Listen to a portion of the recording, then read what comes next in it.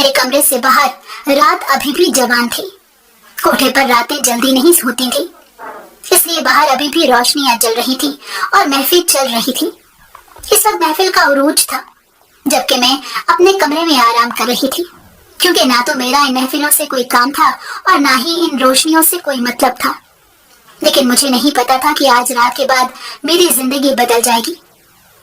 मैं नींद में थी और शायद आधी रात के बाद का वक्त था। अचानक दरवाजा खोलकर मालकिन अंदर दाखिल हुई और उसने मेरे पास आकर मुझे कंधे से झंझोड़ कर उठा दिया। मैं घबरा गई और एकदम उठ गई। क्या हुआ मालकिन, सब खैरियत है? मैंने परेशानी से दरियाफ्त किया तो वो कहने लगी, जल्दी आओ मेरे साथ, मुझे तुझसे कुछ काम है। मैं परेशान हो गई और मालकिन से पूछा, अभी क्या काम है? तो वो कहने लगी, अभी चुप करके मेरे साथ चल, फिर तुझे बताती हूँ। मैं उलझी उलझी से खामोशी से उसके साथ चलती और फिर रास्ते में मालकिन एक जगह रुक गई और जब मैंने वहां देखा तो मेरे पैरों तले से जमीन खिसक गई। मेरा नाम निगार है, मैं एक तवाइफ हूँ और शहर के मशहूर इलाके में तवाइफों के कोठे पर आबाद हूँ। मेरी माँ भी एक तवाइफ थी। अल्लाह जाने वो यहाँ पर कैसे आई, लेकिन मालकिन बताया करती है कि वो किसी से मोहब्बत करने के चक्कर में यहाँ पर आ गई। वो लड़का उसे धोखा दे गया और यहाँ पर बेच गया था, जिसकी वजह से उसको अपनी बाकी जिंदगी यहीं पर गुजारना पड़ी। मेरी माँ मेरी पैदाइश के साथ ही फौत हो गई थी। अम्मा और मालकिन दोनों सहेलियां बन गई थी, क्योंकि उस वक्त मालकिन भी एक आम तवाइफ थी। ये तो बाद में उसे उस कोठे की बड़ी तवाइफ फौत हुई तो मालकिन को उसका दर्जा मिल गया, लेकिन इससे पहले वो भी एक आम तवाइफ थी। मुझे अपनी माँ तो याद नहीं, लेकिन मैंने सिर्फ मालकिन को ही देखा था, इसलिए मेरे लिए वही माँ थी। लोग मुझे उसकी बेटी समझते थे क्योंकि वो मुझसे बहुत मोहब्बत करती थी, लेकिन मैं उसकी बेटी नहीं थी, ये बात सच है। कोठे पर दूसरी सारी तवाइफें मुझसे जलती थी, क्योंकि मेरे जैसी हसीन और खूबसूरत यहाँ पर कोई भी नहीं थी। और फिर मेरे सर पर मालकिन का हाथ था, उसकी नजरें गर्म थी, इसीलिए वो सब मुझसे जलती थी। मालकिन ने आज तक मुझे कभी महफिल के लिए मजबूर नहीं किया और ना ही मुझे किसी के आगे पेश किया। जब भी कोई ऐसी बात करता तो वो उसे डांट देती। बहुत से ग्राहक मेरे लिए आते, लेकिन वो उन्हें डांट देती और कहती कि मैं उससे धंधा नहीं कराऊंगी, ये मेरी बेटी है। ग्राहक मेरे लिए मुंह मांगी रकम देने को तैयार थे, लेकिन मालकिन नहीं मानती थी। आज भी कोठे की एक लड़की की रोनुमाई थी। अभी उसकी महफिल चल रही थी। महफिल के जोश और जज्बे को देखकर मुझे यकीन हो गया था कि रोनुमाई कामयाब हुई है। उस वक्त कोठे पर शहर के बहुत बड़े बड़े और अमीर लोग बैठे हुए थे, जो यहाँ पर हमारे कदमों की धूल बनकर रहना चाहते थे। और जैसे ही सुबह होती और सब दुम दबा कर निकल जाते। यहाँ पर आम लोगों की आने की हैसियत ही नहीं थी। वही लोग आते थे जिनके जेब पैसों से भरी होती। फिर अक्सर तो नशे में डूबे यहीं कहीं पर लुढ़क जाते, और कुछ तो इतना नशे में रहने के बाद भी होश में रहते हैं और वो आखिरकार घर ही जाते हैं। सुबह जब मैं उठकर देखती तो सारा कोठा उस वक्त नींद में डूबा हुआ था। रात की महफिल के आसार जगह जगह दिखाई देते। फूलों की मसली हुई पत्तियां, खाली बोतलें और खास मशरूब के बू से भरे हुए गिलास इधर उधर लुढ़कते हुए। दोपहर को जब सफाई वाली आती तो वही सारा गंद समेटती। रात वाली महफिल की एहसास सुबह तक बरकरार रहते। मेरे अलावा इस वक्त कोठे पर कोई भी नहीं जाग रहा होता था, इसीलिए मैं सुबह सुबह उठकर बहुत सुकून महसूस करती थी। उस वक्त मालकिन का खास मुलाजिम शमसू भी जाग रहा होता। शमसू की भी अजीब सी कहानी थी। कोई उसे किसी तवाइफ का बेटा कहता और कोई कहता कि शमसू अपनी मर्जी से यहाँ आ गया था।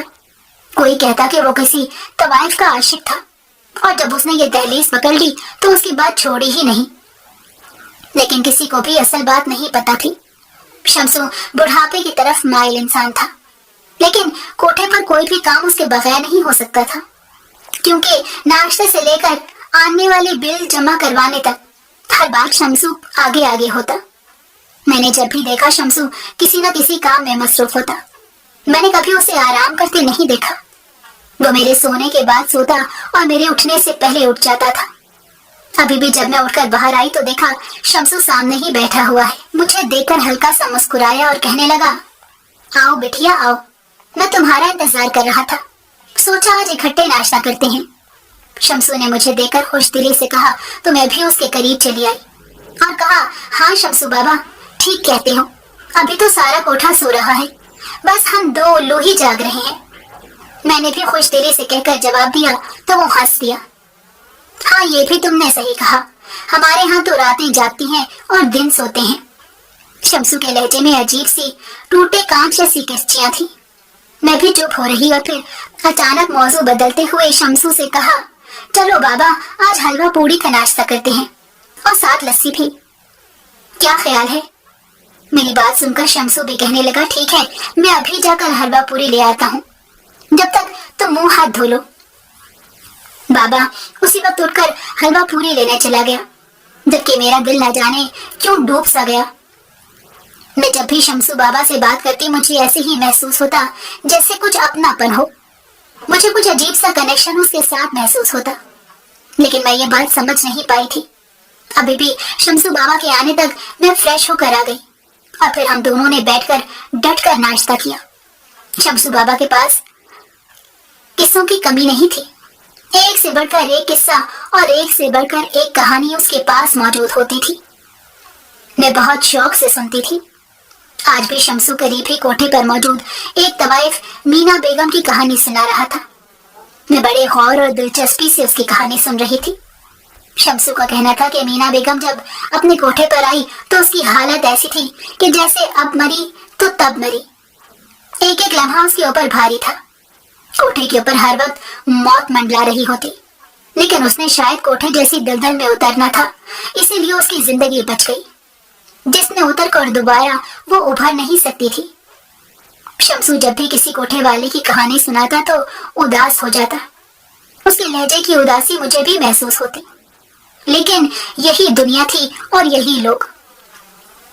मैं खुद भी न जाने किस मजबूरी के तहत यहाँ मौजूद थी। आज तक कभी शमसू ने मेरी कहानी नहीं सुनाई थी, लेकिन मैं चाहती थी कि वो खुद से एक बार मुझे अपनी कहानी सुनाए। न जाने मुझे क्या ख्याल आया कि मैंने शमसू से पूछ लिया, शमसू बाबा, तुमने कभी अपनी कहानी नहीं सुनाई? हमेशा कोठे पर आई बेचारी और मासूम लड़की की कहानी सुनाते हो जो किसी न किसी के फरेब का शिकार हो गई या किसी की दरिंदगी की भीड़ चढ़कर मजबूरी की हालत में यहाँ आ जाती है, मगर ताउम्र यहाँ से रिहाई उनके नसीब में नहीं होती। मैंने अफसरदा लहजे में कहा तो शमसू बाबा कहने लगा, बिटिया, मेरी कहानी तो सबको मालूम है, इसमें नया क्या है? शमसू बाबा ने आज़ुर्दगी से कहा तो मैंने कहा, नहीं बाबा, जब तुम कहानी सुनाओगे तो बहुत सारी नई चीजें पता चलेंगी, इसलिए आज मुझे अपनी कहानी सुनाओ। अभी मैं शमसू बाबा से कह रही थी कि इतने में मालकन उठकर आ गई। मैं और शमसू बाबा उसके एहतराम में खड़े हो गए। मालकन से प्यार लेकर हम दोनों अपनी अपनी नशिस्त पर बैठ गए तो मालकन भी सामने तख्त पर विराजमान हो गई। सुबह सुबह क्या चल रहा है? लगता है डट कर नाश्ता हुआ है। नाश्ते के खाली बर्तन देखकर मालकन ने कहा तो हम दोनों हंस दिए। शमसू बाबा ने जल्दी से मालकन से पूछा, मालकन, नाश्ता करोगी? गरम गरम हलवा पूरी लेकर आऊंगा। मालकन ने नफी में सर हिला दिया और कहा, नहीं शमसू, अभी कुछ खाने को दिल नहीं कर रहा, बस एक कप चाय पीऊंगी। वो निगोड़ मारे, रुखसार कहाँ है? उसे कहो कि मेरे लिए चाय का कप बना कर लाए। ये कहते हुए मालकन ने अंगड़ाई ली और तख्त पर लेट गई। शमसू बाबा रुखसार को बुलाने के लिए अंदर चला गया, जबकि मैं यूं ही फारिग बैठी हुई थी। मुझे देखकर मालकन कहने लगी, निगार, जरा अपना रंग रूप देख। अगर तुझे मैंने अभी काम पर नहीं चढ़ाया और तेरा ख्याल कर रही हूँ तो तू अपना ख्याल क्यों नहीं रखती? जाके फेशियल करवा और मुंह पर कुछ क्रीमें थोप। सीख इन लड़कियों से ये कैसे सारा दिन अपने मुंह पर कुछ न कुछ लगाती रहती हैं, जबकि तू सर झाड़ मुंह फाड़ फिरती रहती है। कोठे के कुछ आदाब हैं, उनको सीख ले। अब मैं तुझे आइंदा इस तरह न देखूं। मालकन ने मुझे लताड़ कर रख दिया और मैंने खामोशी से सर झुका दिया। सच कहूं तो मेरा इस तरह तैयार होकर बैठने को दिल ही नहीं करता था। बाकी लड़कियां तो काम पर लगी थी, इस वजह से उनकी तो मजबूरी थी, लेकिन चूंकि मैं काम से भी नहीं लगी थी तो यूं फारिग घर पर बैठे बैठे मैं क्या करती। मुझे इस तरह तैयार होना अच्छा नहीं लगता था, लेकिन मालकन मुझे इस बात से बहुत बार टोक चुकी थी और वो कहती थी कि हमेशा सिंगार करके तैयार होके रहा करो, जबकि मैं इस बात के हक में नहीं थी। آج بھی میں نے مالکن کی بات پر سر جھکا دیا۔ اتنے میں اندر سے رخسار چلی آئی۔ اس کے ہاتھ میں چائے کا مگ تھا۔ اسے دیکھتے ہی مالکن کہنے لگی، کیا بات ہے تجھے نگوڑ ماری؟ جب تجھے پتا بھی ہے کہ میں نے صبح اٹھتے ہی چائے کا مگ پینا ہوتا ہے، پھر بھی اتنی دیر لگا دیتی ہے۔ مالکن نے رخسار کو بری طرح لڑکا دیا۔ وہ بیچاری منہ بسوتی واپس اندر چلی گئی۔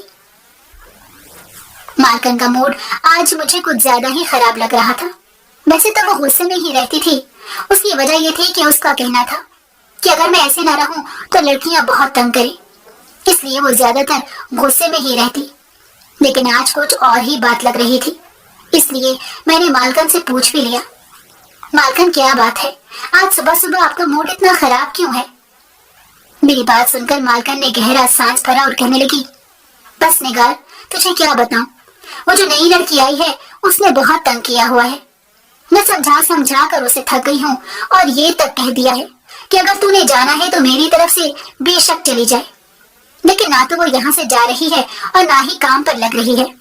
اب تو مجھے بتا، میں کتنی دیر اسے بٹھا کر کھلاؤں؟ 1 مہینہ ہو گیا ہے اور وہ اسی طرح ہی بیٹھی ہے۔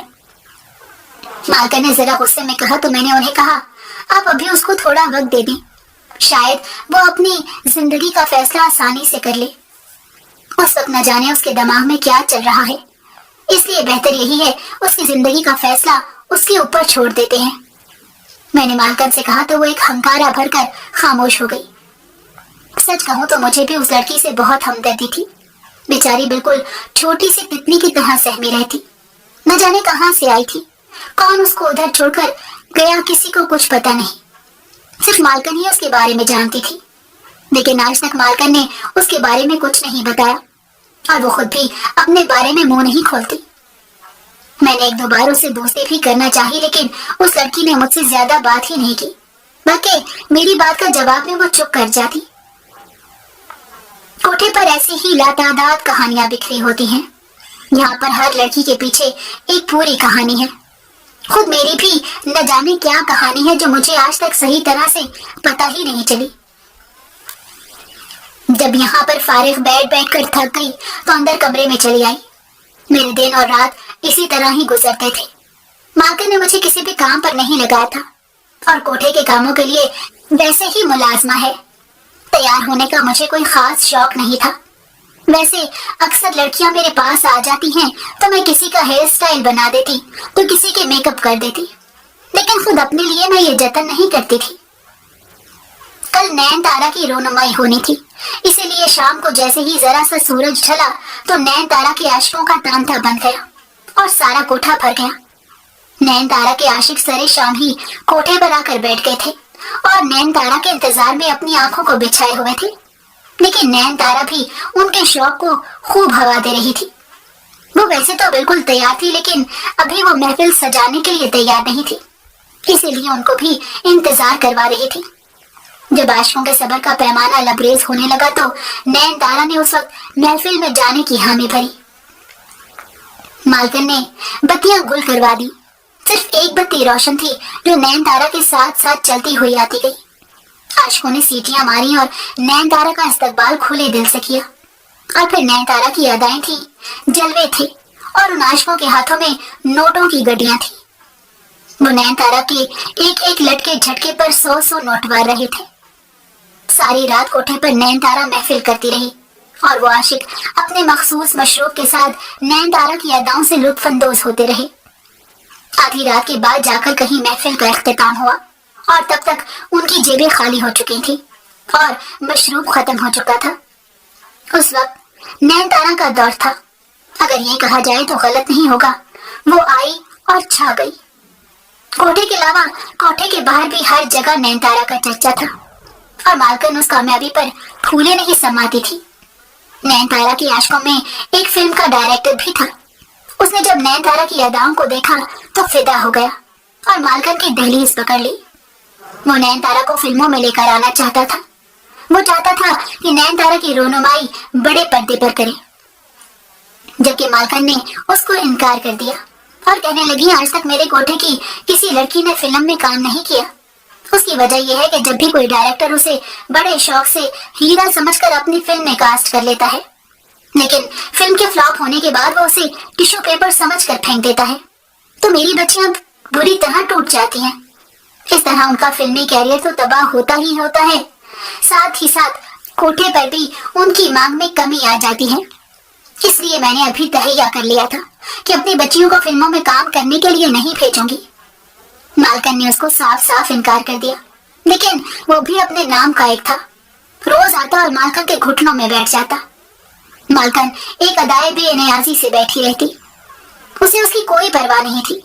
وہ شہر کا کتنا بڑا عزت دار تھا یا کتنا بڑا رتبے والا تھا، اس وقت وہ ایک طوائف کے گھٹنوں میں بیٹھا ہوا ایک چونٹی جتنی حیثیت کا حامل تھا۔ مالکن نے اپنی بچیوں کو خاص طور پر اس بارے میں ٹرین کیا ہوا تھا، وہ اگر انہیں باہر لے کر بھی جاتی تو بس کچھ دیر ہی انہیں باہر رہنے کی اجازت ہوتی تھی، ورنہ وہ اپنی لڑکیوں کو اس طرح باہر بھی نہ رہنے دیتی۔ شمسو بھی مالکن کے مزاج کو اچھی طرح سمجھتا تھا، اسی لیے وہ بھی لڑکیوں کو باہر نکلنے کی اجازت نہ دیتا۔ ایک دن اسی طرح مجھے تیز بخار نے آن گھیرا۔ مالکن کے تو ہاتھوں کے طوطے اڑ گئے اور وہ شدید پریشان ہو گئی، اور شمسو کو خاص ہدایت کی کہ میرے لیے اچھے سے خوراک اور ڈاکٹر کا انتظام کیا جائے تاکہ میں جلد سے جلد ٹھیک ہو سکوں۔ شمسو نے بھی میرے لیے ایک لڑکی مخصوص کر دی جو میرے پاس ہی رہتی۔ بخار کے باعث مجھے بہت زیادہ کمزوری ہو گئی تھی، مجھ سے ذرا سا بھی ہلا نہیں جاتا تھا، لیکن شمسو کی ہدایت کے مطابق وہ لڑکی میرے ہر کام کر دیتی۔ میں اسے ممنون نظروں سے دیکھتی رہتی۔ مالکن بھی روز مجھے پوچھنے کے لیے کمرے میں آتی۔ آج تقریباً ایک ہفتے کے بعد جب میرا بخار ٹھیک ہوا تو پھر میں کمرے سے باہر نکلی۔ مالکن مجھے دیکھ کر بہت خوش ہوئی اور ہاتھ میں کافی سارے نوٹ لے کر میرا صدقہ اتارا اور شمسو سے کہا، جا شمسو، یہ کسی غریب کو دے دینا اور میری بچی کے لیے کچھ اچھا سا کھانے کے لیے لے کر آؤ۔ آج کتنے دنوں کے بعد کمرے سے باہر نکلی ہے اور دیکھ ذرا کتنا سا منہ ہو کے رہ گیا ہے۔ مالکن نے ماں جیسی فکر مندی سے کہا تو میں مسکرا دی اور مالکن کے پاس جا کر ہی بیٹھ گئی۔ اس وقت مجھے مالکن میں ایک ماں نظر آ رہی تھی۔ وہ میرے بالوں میں آہستہ آہستہ انگلیاں پھیرنے لگی تو مجھے سکون مل رہا تھا۔ مالکن کہہ رہی تھی، نگار تو نہیں جانتی تو میرے لیے کتنی قیمتی ہے، اس لیے میں نے ابھی تک تجھے کام پر نہیں لگایا اور نہ ہی ابھی میرا لگانے کا ارادہ ہے۔ بس تو دعا کر، میں نے جس مقصد کے لیے تجھے سنبھال کر رکھا ہے وہ مقصد پورا ہو جائے اور میں قیامت کے دن سرخرو ہو سکوں۔ مالکن نے کہا تو میں نے الجھ کر مالکن سے پوچھا، آخر ایسی کیا بات ہے جو آپ مجھے نہیں بتاتی؟ مجھے بھی تو پتا چلے کہ کیا مسئلہ ہے۔ لیکن مالکن نے بات کو ٹال دیا اور کہا، ابھی تو تم صرف اپنی صحت کا خیال رکھو اور اس سے زیادہ سوچنے کی کوئی ضرورت نہیں ہے۔ مالکن کے اس انداز پر میں چپ کر گئی۔ شمسو بابا میرے لیے سوپ لے کر آیا تھا، میں نے ایک ایک چمچ سوپ کا پینا شروع کر دیا۔ میں سوپ پیتے ہوئے مالکن کی باتوں کے بارے میں سوچ رہی تھی، جبکہ مالکن نہ جانے اس وقت کیا سوچ رہی تھی۔ وہ تھوڑی تھوڑی دیر بعد میرے چہرے پر نظر ڈال دیتی اور پھر خاموش ہو جاتی۔ نہ جانے مالکن کا مجھ سے کیا رشتہ تھا اور اس طرح کیوں کرتی تھی، لیکن جو بھی تھا اچھا ہی تھا۔ بخار نے مجھے کافی دن ہی بستر پر لگا دیا۔ اب تو میں بہت بہتر تھی اور کمرے سے اٹھ کر باہر آ جاتی تھی۔ کام تو میں پہلے بھی کوئی نہیں کرتی تھی، اب بھی نہیں کرتی، لیکن یہ تھا کہ مالکن میرا بہت خیال رکھتی۔ شمسو سے کہہ کر تب بھی میرے لیے فروٹ منگوا دیتی، تو کبھی جوس اور کبھی کچھ اور۔ میری دوا بھی ابھی تک باقاعدگی سے چل رہی تھی، کیونکہ ڈاکٹر نے کہا تھا کہ کم سے کم بھی 1 ماہ دوا کھانی ہوگی۔ اور یہ اسی شام کی بات ہے جب ساتھ والے کوٹھے کی مالکن مینا بیگم مالکن سے ملنے آئی تھی۔ مینا بیگم اکثر مالکن کے پاس آ جاتی، ان دونوں میں کوٹھے کی مالکن والی کوئی رکابت نہیں تھی، وہ دونوں ایک دوسرے کی دوست تھی۔ اکثر ایک دوسرے کے ساتھ کسی نہ کسی کام کے سلسلے میں ان کا رابطہ ہوتا رہتا۔ مینا بیگم آج اگر آئی تھی تو لازمی کسی کام کی وجہ سے ہی آئی تھی، کیونکہ عموماً وہ اپنے کوٹھے سے باہر نکلتی ہی نہیں تھی، جس طرح مالکن کبھی کوٹھے سے باہر گئی ہی نہیں تھی۔ مالکن نے مینا بیگم کو دیکھ کر خوش دلی سے کہا، آؤ آؤ مینا بیگم، کیسی ہو؟ بڑے دنوں کے بعد چکر لگایا۔ مالکن کے کہنے پر مینا بیگم کہنے لگی، بس کیا بتاؤں، آج کل موسم بدل رہا ہے تو سانس کی بیماری کی وجہ سے کہیں نکلا ہی نہیں جاتا، ابھی سے سانس خراب ہونے لگ گیا ہے۔ मीना बेगम ने कहा तो मीना बेगम की बात सुनकर मालकन ने तशवीश से कहा, क्यों, क्या हो गया है? तुम अपनी दवाई नहीं खा रही हो? मालकन ने तशवीश से पूछा। तो मीना बेगम कहने लगी, खा तो रही हूँ लेकिन न जाने असर क्यों नहीं करती। ये कहकर मीना बेगम ने एक जोरदार कहकहा लगाया तो मालकन भी हंस पड़ी। मैं उन दोनों की गुफ्तगू बड़े शौक से सुन रही थी, क्योंकि वो दोनों हमेशा ही खुले अंदाज में गुफ्तगू करने की आदी थी और कभी किसी बात पर दुखी नहीं होती थी, इसलिए मुझे वो बहुत अच्छी लगती। अचानक मीना बेगम की नजर मुझ पर पड़ी तो आंखें सकोड़ कर देखने लगी और फिर मालकन से कहती, ये अपनी निगार है ना? मीना बेगम के कहने पर मालकन ने पहलू बदला और कहने लगी, हाँ वही है। मालकन ने जरा लापरवाही से कहा तो मीना बेगम कहने लगी, इतनी खूबसूरत और इतनी हसीन लड़की तुमने 7 पर्दों में छुपा कर रखी हुई है, आज तक किसी ने इसका चेहरा नहीं देखा। तुम क्यों नहीं इसकी रुनुमाई करती, क्यों नहीं इसे काम पर लगाती? मीना बेगम ने मालकन से कहा तो मालकन कहने लगी, नहीं, मैंने इसे काम पर नहीं लगाना, ये मेरी बेटी है, इसलिए मैंने इसे काम पर नहीं लगाना, इसके लिए मैंने कुछ और सोचा हुआ है। मालकन ने कहा तो मैं चौंक उठी। मेरे साथ साथ मीना बेगम भी चौंक कर मालकन से कहने लगी, क्या सोचा हुआ है और तेरी बेटी कब से हो गई है? इतने सालों से मैं तुझे जानती हूँ और तू कह रही है मेरी बेटी है। मीना बेगम ने उलझे अंदाज में कहा तो मालकन कहने लगी, तू नहीं समझेगी, तुझे नहीं पता, ये तेरे आने से पहले की बात है। तो फिर वो खामोश हो गई, लेकिन मेरे दिल में भी खुद बुद मची हुई थी।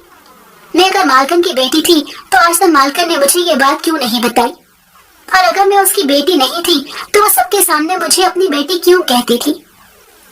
ये बात सुनकर मैं बहुत उलझ गई थी और फिर यही वजह थी कि मीना बेगम के जाने के बाद मैंने मालकन से पूछा, मालकन, अगर मैं आपकी बेटी हूँ तो आपने मुझे अब तक काम पर क्यों नहीं चढ़ाया? आखिर क्या वजह है? और अगर मैं आपकी बेटी नहीं हूँ तो फिर आप सबके सामने ऐसा क्यों कहती हैं? मेरी बात सुनकर मालकन ने गहरा सांस भरा और कहने लगी, निगार, जिस तरह मैं वक्त का इंतजार कर रही हूँ वैसे तू भी इंतजार कर, बस अपना ख्याल रखना। मालकन ने कहा तो मैं चुप रह गई। अब उसके बाद कुछ कहने की गुंजाइश ही नहीं बची थी। मैं उठकर अपने कमरे में चली गई। मैं इस सिलसिले में मालकन की बहुत मशहूर थी और फिर उन्हीं दिनों की बात है जब मैं काफी बेहतर हो गई तो एक रात अचानक मालकन ने मुझे आधी रात के वक्त उठाया और कहने लगी, चलो मेरे साथ आओ, जिस काम के लिए तुम्हें रखा था आज उसका वक्त हो गया है। मालकन ने मुझसे कहा तो मैं एकदम परेशानी से उठ बैठी। क्या हुआ मालकन, कहाँ जाना है? मैंने परेशानी के मारे पूछा तो मालकन ने होंठों पर उंगली रखकर मुझे चुप रहने का इशारा किया और कहने लगी, चुपचाप मेरे साथ चलो। मैं बहुत परेशान हो गई और हैरान थी, क्योंकि मालकन तो कभी कोठे से निकलती ही नहीं थी और फिर आज वो मेरे साथ कहाँ जा रही थी।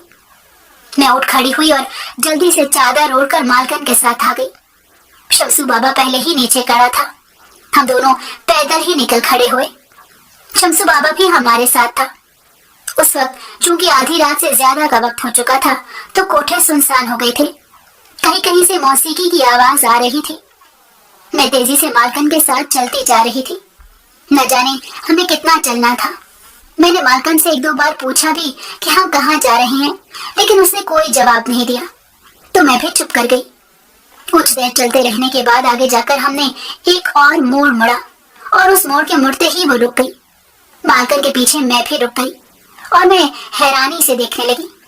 सामने ही एक सफेद रंग की कार खड़ी थी और उसके पास ही एक कदरे बूढ़ा शख्स खड़ा था, क्योंकि उसने अच्छे कपड़े पहन रखे थे और अमीर दिखाई देता था, लेकिन उम्र ज्यादा थी।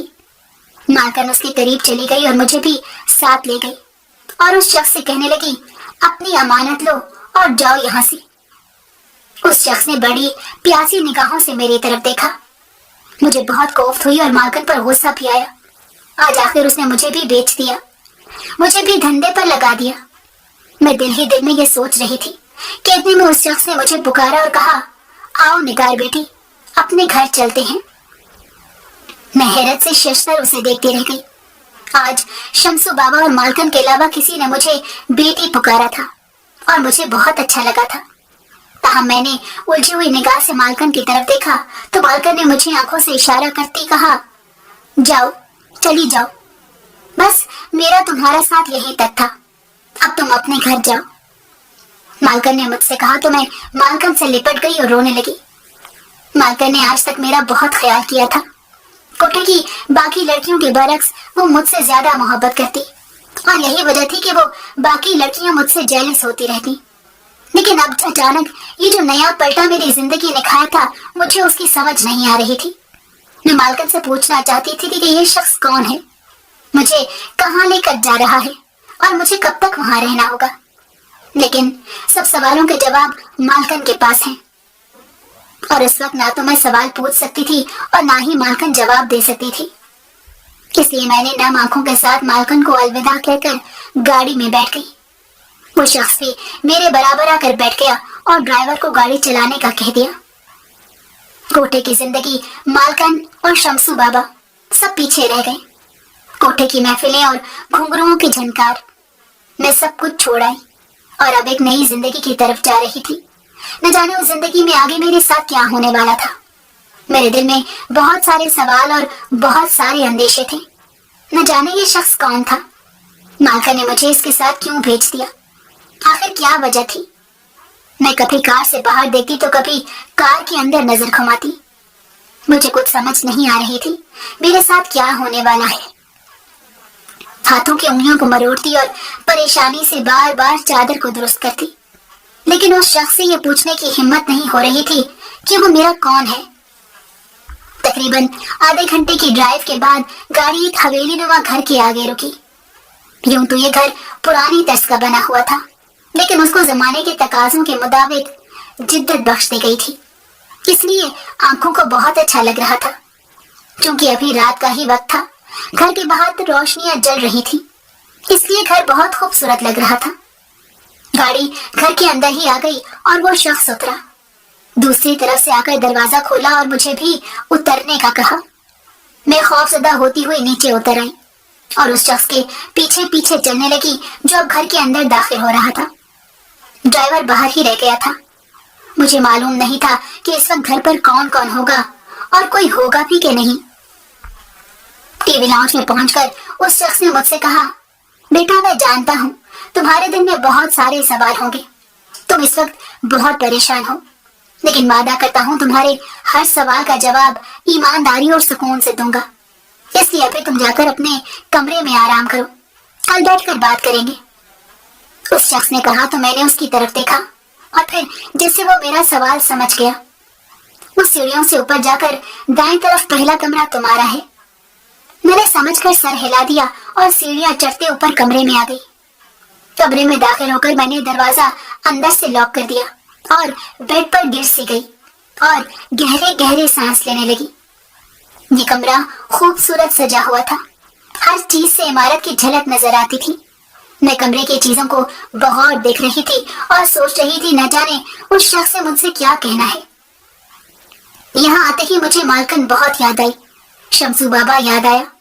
वो अगर उस वक्त मुझे जागता देखता तो कहता, नाश्ता ले आऊं बेटा, और फिर हम दोनों बैठकर नाश्ता करते। कोठे की यादों के साथ ही मेरी आंखों से आंसू बह निकले। अब मैं बेआवाज रोने लगी। इसी तरह बिस्तर पर लेटे लेटे न जाने किस वक्त मुझे नींद आ गई, मुझे कुछ खबर ही ना हुई। और ये उससे अगले दिन की बात है, जब मैं अपने कमरे में आराम से बैठी हुई थी कि मुलाजमा मुझे बुलाने के लिए चली आई। वो कहने लगी, साहब आपको बुला रही हैं। मैं उसके साथ ही नीचे आ गई। फिर टीवी लॉन्च में देखा तो वो सामने ही बैठे हुए थे। मैं उनको सलाम करके एक तरफ बैठ गई। वो कहने लगे, कैसी हो, यहाँ पर तुम्हें कोई तकलीफ तो नहीं हुई? मैंने नफी में सर हिला दिया और फिर कुछ सोचकर वो मुझसे कहने लगे, क्या तुम जानती हो मैं कौन हूँ?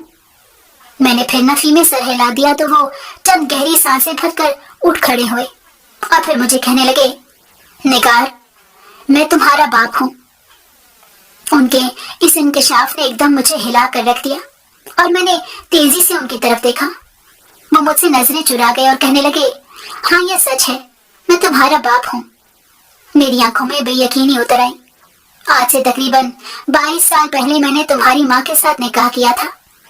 तुम्हारी माँ कोठे की एक दवाइफ थी, लेकिन वो मेरी यूनिवर्सिटी में पढ़ने आती थी और वहीं पर मुझे उससे इश्क हो गया। वो खुद भी मुझे बहुत पसंद करने लगी। हम दोनों मोहब्बत में इतना आगे निकल आए कि एक दूसरे के बगैर जीना मुहाल हो गया। मुझे नहीं पता था कि तुम्हारी माँ की क्या हकीकत है, और वो इसी बात से खौफजदा थी कि जब मुझे उसकी हकीकत मालूम होगी तो कहीं मैं उसे छोड़ ना दूं। और फिर जब मैं बार बार उसे रिश्ता भेजने के लिए इसरार करने लगा तो उसने अपनी हकीकत के बारे में बता दिया। मैं कई दिनों तक इसी शौक में रहा, लेकिन एक बात का शुक्र है, तुम्हारी माँ कोठे की तवाइफ जरूर थी, लेकिन वो तवाइफ का काम नहीं करती थी। वो पढ़ लिख कर अपनी जिंदगी का रुख बदलना चाहती थी। तुम्हारी माँ के साथ उसका सिर्फ एक ही रिश्ता था, उसकी बहन का रिश्ता। उसकी बहन के अलावा उसके पास और कोई नहीं था, और मैंने उसकी बहन से ही रिश्ते के बारे में बात की। उसकी बहन शादी के लिए रजामंद हो गई, लेकिन उसने कुछ शराइत रखी थी, जिसे अपनी बहन के सिक्योरिटी के लिए मुझसे कोई जायदाद वगैरह लिखवाई। मैंने खुशी खुशी लिख दी। अब तुम्हारी माँ मेरी बीवी बनकर रुखसत होकर यहाँ आ गई। हम दोनों बेहद खुश थे। अभी कुछ महीने ही गुजरे थे तो मेरे घर वालों को शादी की खबर हो गई। वो ये शादी खत्म कर देना चाहते थे, जबकि मैं ऐसा नहीं चाहता था। मैं तुम्हारी माँ के साथ रहना चाहता था और जिंदगी के मामले चाहता था, क्योंकि मैंने दिल से उसे कबूल किया था। लेकिन मेरे घर वाले ये बात समझने को तैयार नहीं थे कि उन्हीं दिनों मुझे खुशखबरी मिली। मेरे तो पाँव ही जमीन पर नहीं टिक रहे थे। हम दोनों एक एक लम्हा तुम्हारे आने का इंतजार कर रहे थे, लेकिन एक रात अचानक जब मैं घर पर नहीं था, मेरे घर वाले यहाँ घर पर आए और तुम्हारी माँ के साथ बहुत बदसलूकी की और उसे घर से निकल जाने पर मजबूर कर दिया और कहा कि आइंदा दोबारा कभी यहाँ पर मत आए। मैं जब घर आया तो मेरी तो दुनिया ही उजड़ चुकी थी। तुम्हारी माँ अपनी बहन के पास वापस चली गई थी। उसके बाद मैंने बहुत कोशिश की कि वो वापस मेरे पास आ जाए, लेकिन वो नहीं आई और ना ही वो मानी थी। उसका कहना था कि वो दोबारा इसी तरह से जलील और बेइज्जत नहीं हो सकती, इसीलिए अब वो कभी वापस नहीं आएगी। वो अपनी बच्ची की परवरिश खुद करना चाहती है। अभी तुम्हारी पैदाइश में कुछ वक्त था, मैं घर वालों की वजह से मजबूर हो गया था, वरना मैं किसी सूरत उसे वहां ना छोड़ता।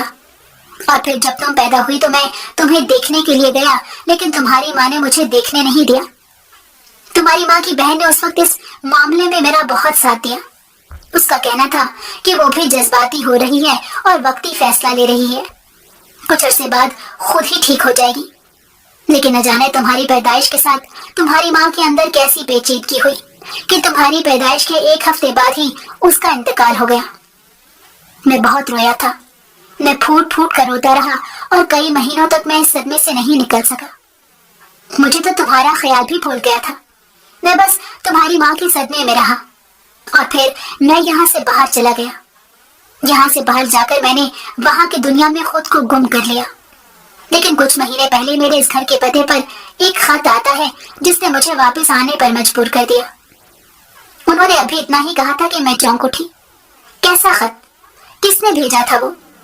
मैंने चौंक कर पूछा तो वो कहने लगे, तुम्हारी खाला ने। वो मेरी अमानत मुझ तक वापस पहुंचाना चाहती थी। वो नहीं चाहती थी कि तुम कोठे की रंगीनियों में खो जाओ। वो चाहती थी कि तुम ऐसी जिंदगी गुजारो और अपने बाप के नाम के साथ रुखसत हो।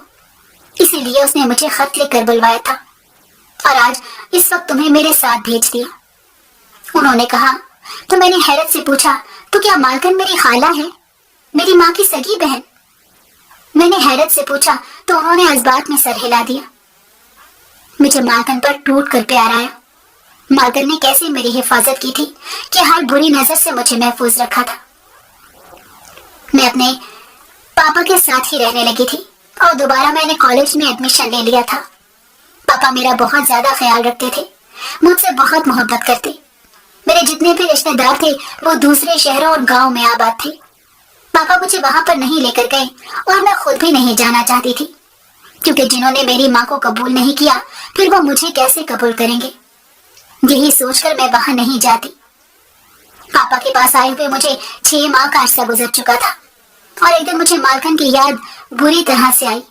मैंने पापा से पूछा क्या मैं मालकन से मिलने जा सकती हूँ, तो वो चुप हो गए और फिर कहने लगे, तुम शायद मेरी बात का यकीन नहीं करोगी, लेकिन यही सच है कि मालकन ने मना कर दिया था कि तुम दोबारा वहां पर मत आओ। हाँ, अगर तुम फोन पर बात कर सकती हो तो वो कर लो। पापा ने कहा तो मुझे थोड़ी मायूसी हुई, इसलिए फिर मैंने नैन तारा का नंबर मिला लिया। नैन तारा आज भी वैसे ही थी, मुझसे बहुत चहट के बात कर रही थी। फिर मैंने उसे कहा मुझे मालकन से बात करनी है, उनसे बात करा दो। तो नैन तारा बताने लगी, तुम्हारे जाने के बाद मालकन बहुत बीमार रहने लगी और उसकी हालत काफी खराब है। अगर तुम चाहो किसी दिन उससे मिलने आ सको तो आ जाओ। मेरे दिल को एकदम कुछ होने लगा, इसीलिए मैंने नैन तारा से कहा मैं मिलने तो आऊंगी, लेकिन अभी मेरी बात करवा दो। और जब मैंने मालकन से बात की तो वो फूट फूट कर रोने लगी। मालकन से मेरी जुदाई का सदमा बर्दाश्त नहीं हो रहा था। पहले मेरी माँ चली गई और अब मैं भी। मालकन बहुत उदास थी, लेकिन वो खुश थी कि मैं अपने पापा के पास हूँ। जब मैंने मालकन से कहा कि मैं आपसे मिलने के लिए आना चाहती हूँ तो उसने मुझे साफ मना कर दिया और कहने लगी अब दोबारा यहाँ पर मत आना। ये कहकर उसने फोन रख दिया। मुझे मालकन के पास से आए हुए 5 साल का अरसा गुजर चुका है। मैं कभी कभार उससे फोन पर बात कर लेती हूँ, लेकिन वो मेरे पास नहीं आती और ना ही मुझे अपने पास आने देती है। मैं चाहती हूँ कि उसे अपने पास ले आऊं, क्योंकि मालकन अब रिटायर हो गई है और कोठे की नई मालकन नैन तारा है। लेकिन मालकन यही कहती है कि जीना मरना अब यहीं पर है।